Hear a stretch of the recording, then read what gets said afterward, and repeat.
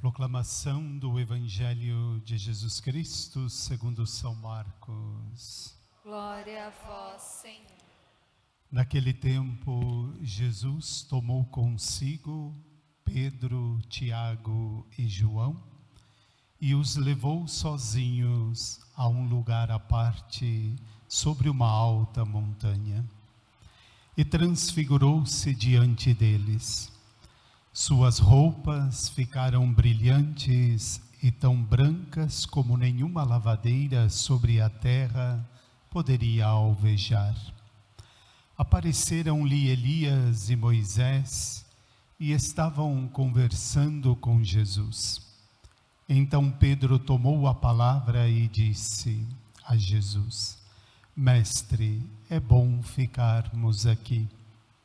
Vamos fazer 3 tendas, uma para ti, outra para Moisés e outra para Elias.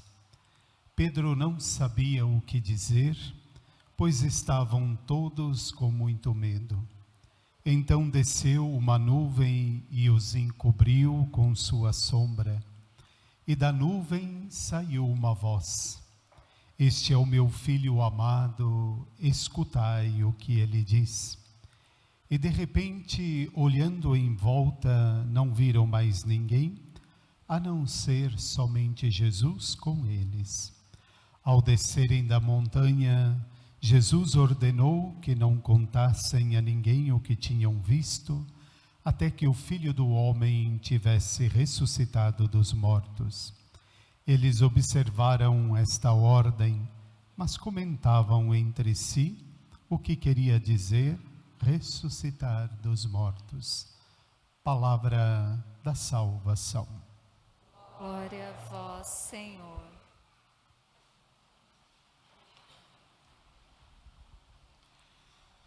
Que as palavras do Santo Evangelho nos guardem para a vida eterna.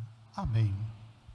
Estimados irmãos e irmãs, estamos entrando na segunda semana deste período quaresmal, período em que nos preparamos para celebrar o ponto alto da nossa fé, que é a paixão, morte e ressurreição de Jesus, portanto, o mistério da Páscoa, não é? Mas desde o primórdio da nossa igreja, a caminhada quaresmal, ela foi constituída para se preparar os catecúmenos para receberem os sacramentos da iniciação cristã, o batismo, a confirmação e a Eucaristia. Hoje, como a nossa igreja comumente batiza as crianças recém-nascidas, nós percorremos ainda o caminho quaresmal, refazendo também, não é, o caminho, não é, da nossa consagração batismal. Por isso, o período da Quaresma é um período não só propício para nos converter daquilo que ainda não está conforme o projeto de Deus em nossa vida, mas para repensarmos também as bases que foram colocadas na nossa vida, as bases de fé que nós recebemos, não é? Desde a nossa consagração batismal. Hoje nós podemos tomar do Salmo responsorial uma frase que norteará a nossa reflexão nesse segundo domingo da Quaresma. E a frase diz o seguinte: guardei a minha fé, mesmo dizendo, é demais o sofrimento em minha vida. Olha, meu irmão e minha irmã, seguir a Deus, quando tudo vai bem na nossa vida, é muito fácil, não é verdade? Mas manter a fé, mesmo nos momentos de sofrimentos e de vicissitudes da vida, é o grande sinal de fidelidade que nós podemos dar a Deus. A primeira leitura que nós ouvimos, ela é extraída do livro do Gênesis. Veja, meu irmão e minha irmã, a nossa tendência humana é sempre colocar a nossa segurança nas coisas e nas pessoas, não é? Mas Abraão, desde que foi chamado por Deus para fazer com ele uma aliança, teve que ir experimentando na sua vida, não é? O abandono daquilo que ele considerava como segurança.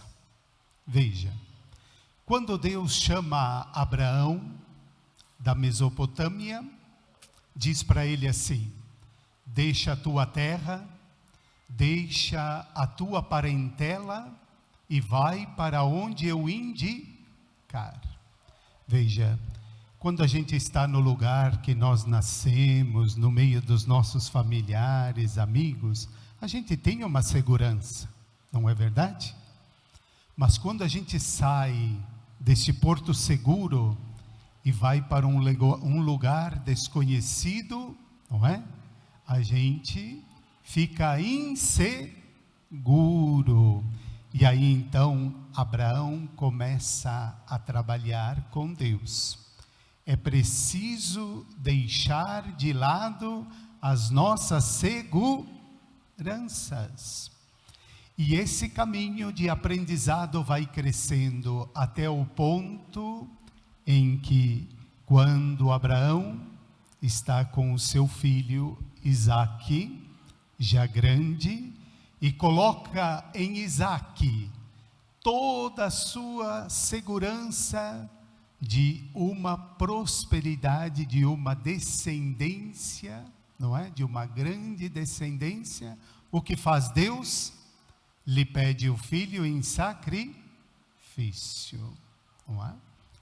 Abraão diz aqui que não reluta, ele vai entregar o filho, mas no momento em que está pronto para oferecer o filho em holocausto, Deus para a sua mão. Abraão atingiu aqui o máximo da insegurança, não é? Abraão aprendeu a colocar em Deus a sua plena segurança. Este é o caminho que nós devemos percorrer. Como disse no início, a nossa tendência é muito grande em colocar a nossa segurança nas coisas, nos bens materiais, nas pessoas, e Deus acaba ficando de lado. E Deus ensinou a Abraão e ensina a nós hoje que ele deve ser o único absoluto na nossa vida. Só nele encontramos a nossa segurança. E foi quando Abraão abandonou-se inteiramente nas mãos de Deus que a promessa se cumpriu. Que a promessa que Deus tinha feito a ele de terra e descendência se cumpriu. Porque Abraão acreditou unicamente no Senhor, no projeto de Deus para a sua vida, não é? Como precisamos crescer, meu irmão e minha irmã, na nossa caminhada de fé, na superação das nossas falsas seguranças, não é? E colocar só em Deus a nossa segurança.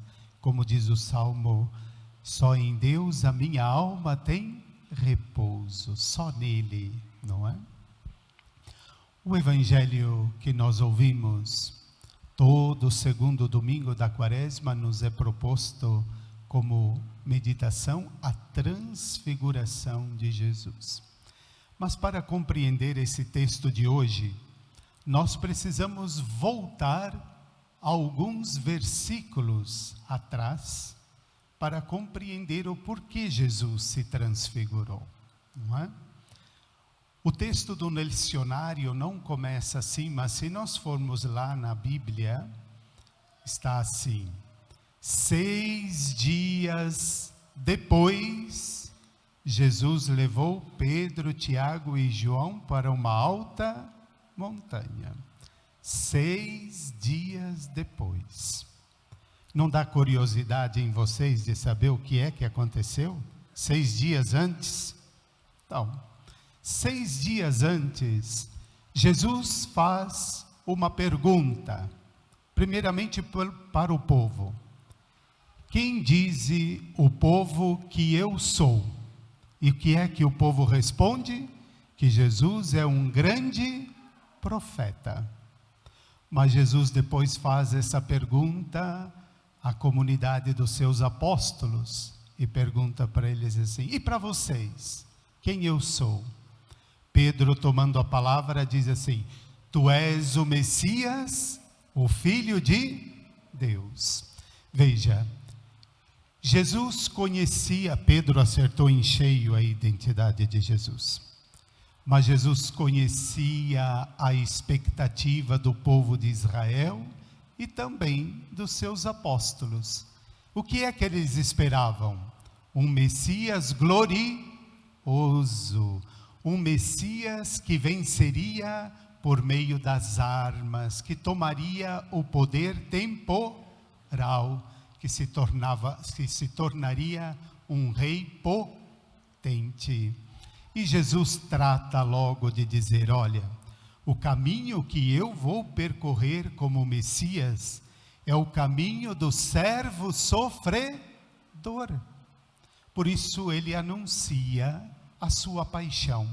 Ele diz: olha, eu vou ser preso, vou ser torturado, vão me matar, mas atenção, no terceiro dia eu vou ressuscitar. Quando Jesus diz isso, Pedro toma novamente a palavra e diz a Jesus: pelo amor de Deus, que isso não te aconteça. Imagina, nós sermos seguidores de um Messias fracassado? De jeito nenhum. E aí Jesus precisa repreender Pedro, dizer para ele: olha, afasta-te de mim, porque você não pensa como Deus. E é aqui que então Jesus decide mostrar de forma antecipada a sua glória. Sabe por quê? Porque os apóstolos, depois que Jesus anunciou a sua morte, murcharam como uma flor no pleno meio-dia. A expectativa deles foram de água abaixo, porque eles esperavam crescer com Jesus, esperavam ocupar cargos importantes no reinado de Jesus, e agora Jesus diz que vai morrer na cruz, que vai ser um fracassado perante a lei. Então Jesus fala: olha, eu vou mostrar para vocês aonde vai me levar o caminho da cruz. E toma Pedro, Tiago e João. Esses 3 apóstolos faz parte das 2 duplas que Jesus chamou por primeiro. Os 4 primeiros apóstolos que Jesus chamou são 2 duplas de irmãos: Pedro e André, Tiago e João. Aqui faltou André, foi Pedro, Tiago e João.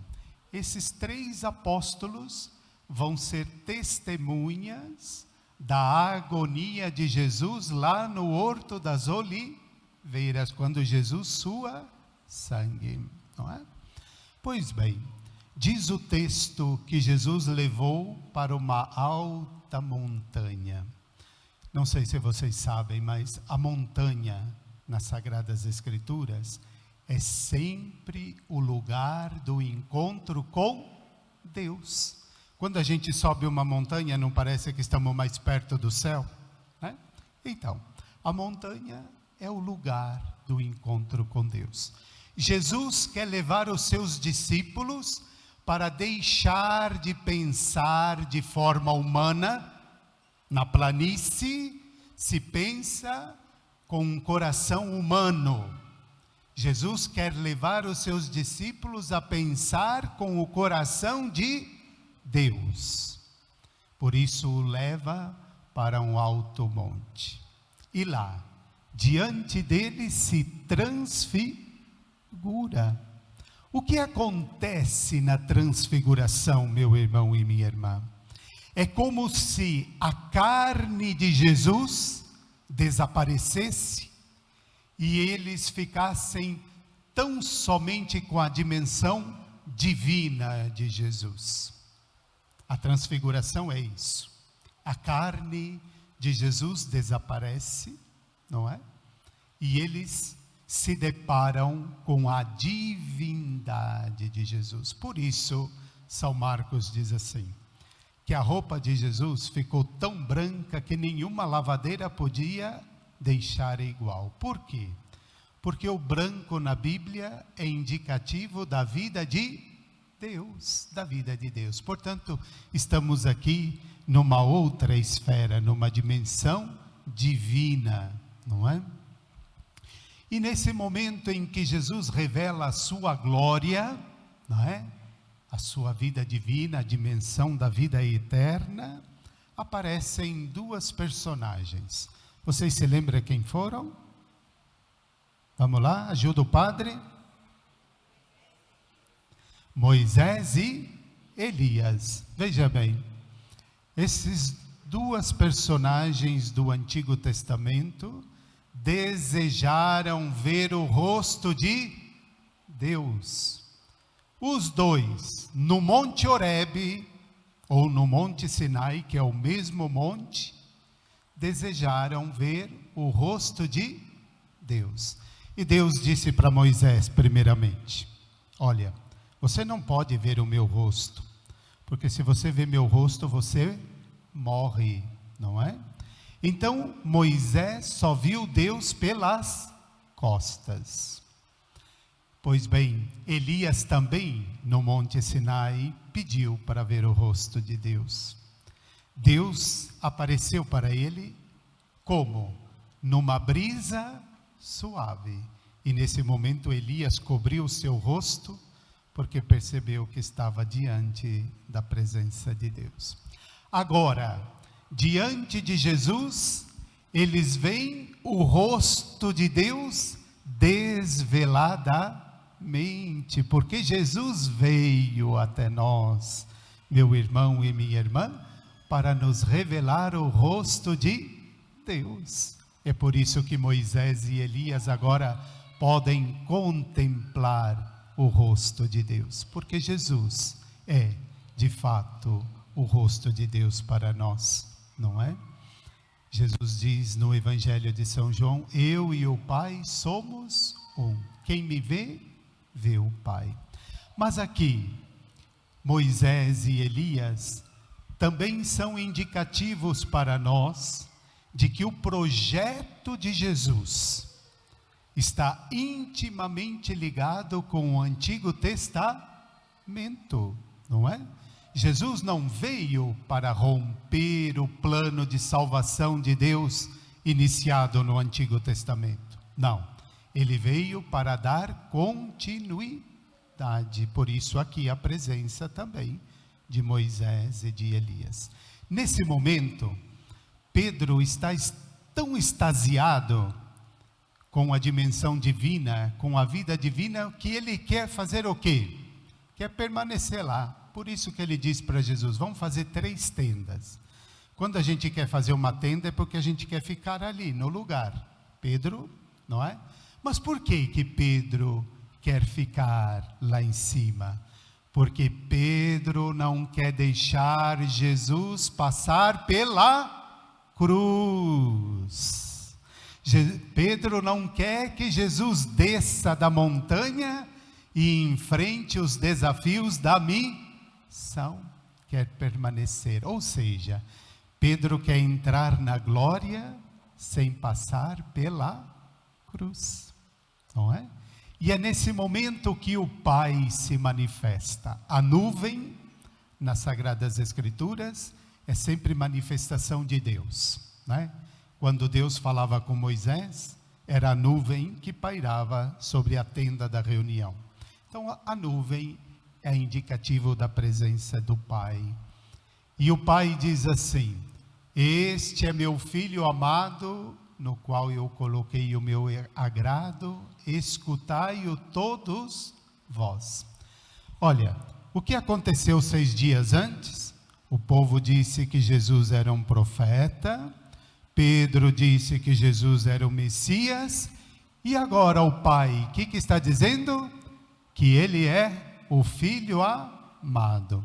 Vocês percebem, meu irmão e minha irmã, o Evangelho de São Marcos quer dizer para nós quem é Jesus, e vai revelando aos poucos. Jesus é um profeta, Jesus é o Messias, e Jesus é o Filho de Deus. É toda a revelação de quem é Jesus, não é? Mas prestem atenção, o Pai diz: escutai-o. O que é que nós devemos escutar de Jesus? O que nós devemos escutar é isto. O que Pedro não queria escutar. Para entrar na glória é preciso abraçar a cruz. Nós não chegamos à vida da ressurreição sem abraçar a cruz. Por isso o Salmo dizia: guardei a minha fé, mesmo dizendo, é demais o sofrimento em minha vida, porque é justamente testemunhando a nossa fé, mantendo-se firme e passando pela cruz, é que vamos ressuscitar com Jesus, não é?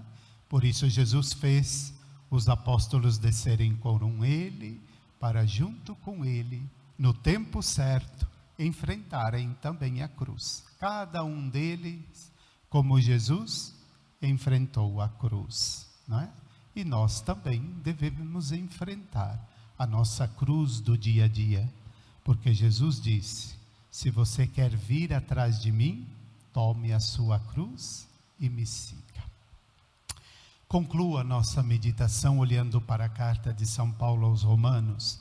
Paulo diz assim: se Deus é por nós, quem será contra nós? Veja bem, São Paulo está dizendo aqui que não tem ninguém que possa nos acusar diante de Deus, nós pecadores, que teríamos tudo para sermos acusados diante de Deus. Paulo diz: olhe, fique tranquilo, porque se Deus, que não poupou aquilo que Ele tinha de mais sagrado e mais belo, que era o seu próprio Filho, para nos salvar, então fiquem tranquilos que Ele não nos acusará. Não é? Nós que somos os eleitos e eleitas de Deus, não é? Como vimos no domingo passado, Paulo dizia assim: um justo morreu pelos injustos. Portanto, podemos ficar tranquilos. Se nós nos convertermos e nos voltarmos para Deus, seremos acolhidos na imensidão do seu amor misericordioso, manifestado em Cristo Jesus, e com Ele teremos também a possibilidade de reinar na glória. Louvado seja nosso Senhor Jesus Cristo. Para sempre seja louvado.